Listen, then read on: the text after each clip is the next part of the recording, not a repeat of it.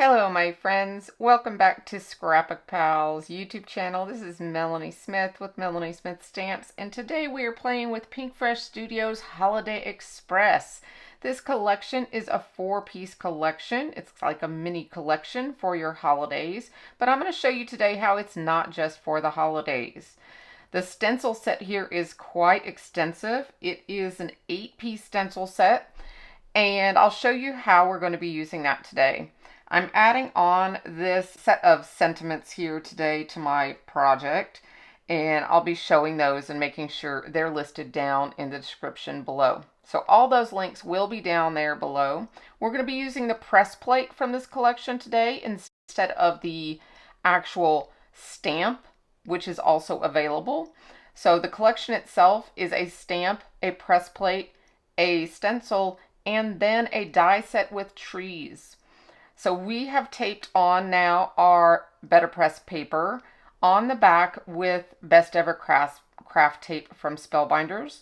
And I'm just going to grab the press plate here and center it into the A2 area of my Better Press, making sure it's centered so that it centers onto my piece of paper. Now I will be trimming it slightly after the inking and the stenciling and everything, but I still love that the Better Press gives us those guidelines of both A2 and A7. So when you're making your 4 1/4 by 5 1/2 or your 5 by 7 card, you have perfect alignment every time. This is also a magnetic plate, so it keeps your plates in place, which is also the beauty of it. So we have it here. I'm going to run it through my Platinum 6 over to the side, and then we will reveal the beautiful stamping that it does.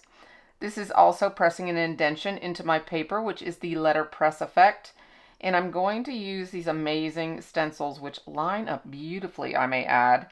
And we're going to stencil our background and create a gorgeous scene. Now, the colors I've chosen to use with this are a masculine theme of colors. I'm using Pinkfresh Studios inks, and we're going to begin with the Misty Coast, Rocky Slope, and Metropolis colors for our grays. So I will be showing those on the screen as well as we go, but I just wanted to mention those here. So we're just going to use those inks to do the first 3 layers of our stencil, and these are going to give us all of the rock formation of the mountains.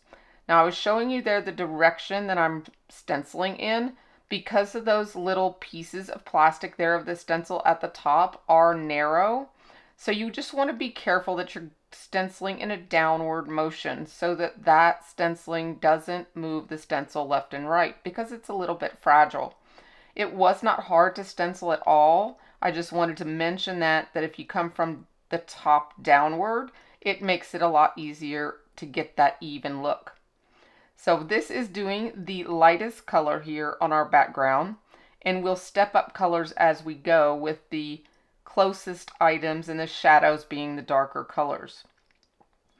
As I was doing this stenciling, it made me realize that this would not only be good for Christmas, but it is also a great scene for masculine. So we're going to use a sentiment today that would be good for a birthday, or maybe an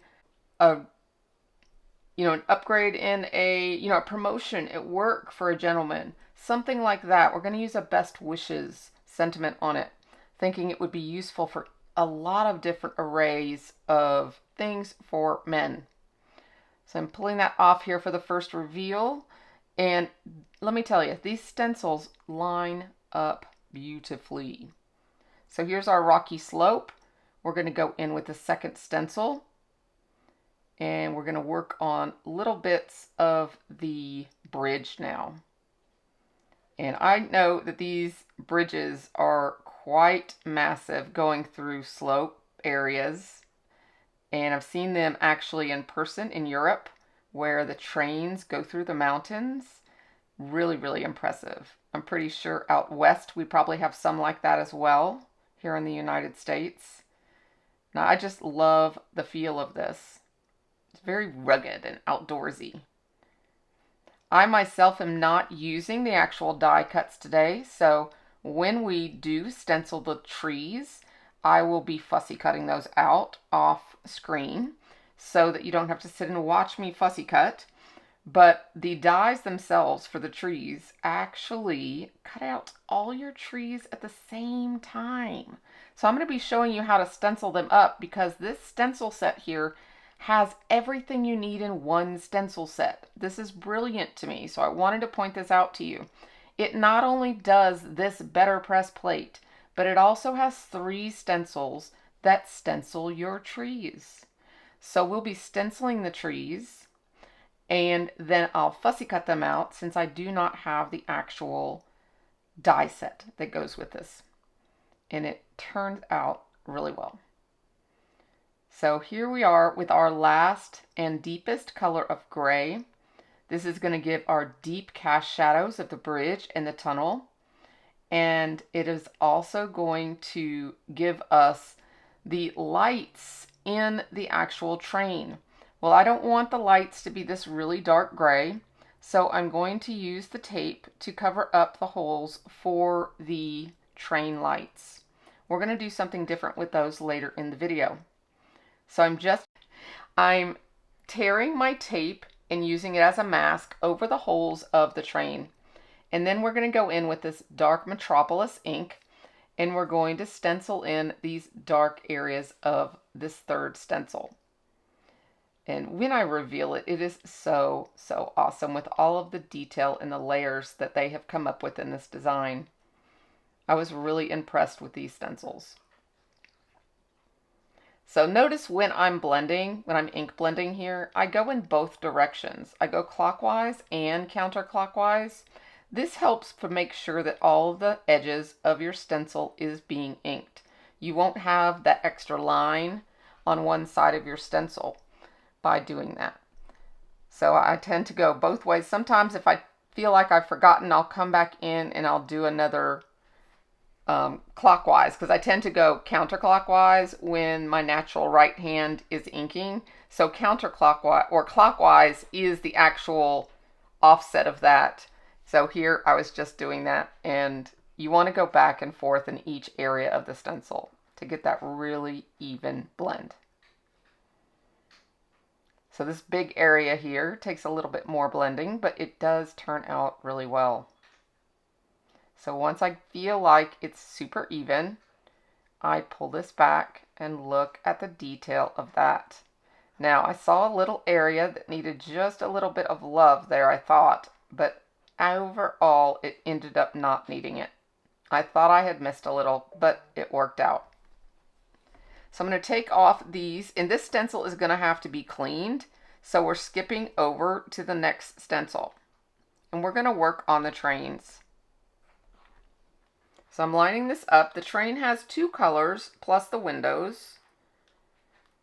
And I'm just lining up this first one so we can work on it. And we're going to use our lighter blue to start with. Now the blues I'm using today are Blue Jay and Sapphire. And this lighter blue goes on the top and a little bit of the front. And the darker blue will go along the sides. See how perfectly that stencil lines up? I'm just so impressed with these stencils. So here is the Sapphire. Now I'm going to fill all of this in because we are going to do something special to those windows, bringing back in that other stencil that we had masked. I will clean it off camera and bring it back in because I needed to do that. Notice I'm using an Altenew sticky mat behind, and I press down the edges of the stencil each time I add a new stencil, and that way I don't need to use tape for each of the stencils. That saves a lot, both for our environment and also on our wallet. So I'm going over all of this, and at first I was not sure that this would work, my idea, but you don't learn unless you try, right? So in my videos, you'll always learn from me, and you'll always see me sometimes stumble, because sometimes I'm learning myself. But I think that's important when it comes to crafting. I think it's important we all learn, and we all craft together while we're learning. That's why I always say, let's craft life together. So here is some Simon Hurley's Lunar Paste. This is Shooting Star, and I'm just going to spread this over the actual windows. I will do this as evenly as I can, and it will cover up that dark blue and give our windows a little shine like there are lights in the windows. I had masked off the bridge and everything so that none of that got any of the yellow in it. And now we will work on the trees as that is sitting off the side drying. Now, like I said, these trees are all done at the same time. They have these little registration triangles, and honestly, you don't even need to use that pencil there because when you ink it the first time, you actually ink the triangles as well. So you can skip that if you're doing this yourself and following along. If you're crafting with me, which I hope you will do now and in the future, I love crafting with everybody. So I'm doing this first color, which is eucalyptus. We're going to use eucalyptus, spruce tips, and dough for these trees. So this is our lightest color. We're going to stencil all of these at one time. Then we're going to do the second and the third layer.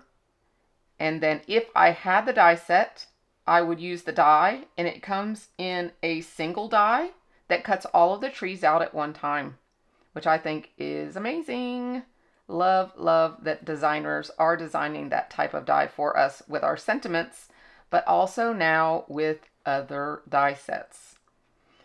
So this here is our actual detail die. This could be used for snow if you wanted to change it up and have snowy trees. You could do some sort of white paste or, any kind of glitter. I decided to do it and keep them all green and just use a darker green for detail. That gives it a light and a dark color for contrast. And some of these are little itty bitty trees that'll be far, far in the distance in our scene. And then there's larger trees that'll be up close and personal. So there'll be some perspective in our picture, which I do love some perspective. So each time I'm lining up those triangles there, and that makes for a perfect match every time you line it up. That really makes it easy. So if you're new to stenciling, I would definitely recommend Pinkfresh Studio stencils. They're very easy to use, and they line up beautifully. So these are just the stems, and I'm just using the one color of dough, which is a beautiful brown. Think of your deers. That's a gorgeous color. So peel carefully when you're pulling off the sticky mat, and there are our trees. Now I do fussy cut those off camera, and now we'll design our card. Okay, I have fussy cut everything. I stamped and die cut out our sentiment. And now we're just going to figure out where we're going to put everything. I love that the dies or the stencils themselves actually created the white icy areas of the mountains, which I think is really, really neat. It just did not ink those areas, so they look like ice ledges. So I'm trying to figure out the placement of my trees. I want to have them staggered, but I kind of want them to look natural. So I'm just kind of deciding on the layering and how I want them to actually layer up that feels more proportionate to the scene itself. So I'm just kind of alternating, and I want this best wishes down in the corner, but I don't want the trees just to look like a straight ledge. I want them to go up and down, and I feel like I'm happy with that layout there. So now we'll just glue them down. I'm using the petunia, sweet petunia glue press, which is my favorite toy in the craft room, besides the die cutter, of course, and the better press, I would say. I am a better press lover. It makes for easy crafting in the craft room, but of course you have to have your die cut machine. So die cut machine, glue press, all of those are my favorites. So we'll glue these trees in place, and we'll just have our sentiment, and we will have a beautiful masculine card for our loved ones. Masculine is one of the themes that I have the hardest time with. I know a lot of you probably have that as well. And a lot of times, a lot of our products are mostly lend themselves to more feminine cards. So this gives us an opportunity to use this set in multiple ways. We could make it Christmassy with the Holiday Express, or we can turn it masculine and create something a little different, which I've done here. So I hope you have enjoyed this and these ideas, and that you've learned something and have some takeaways from this video. I hope you jump on the Scrapbook Pal channel and you check out my other friends' videos, and I will see you next time.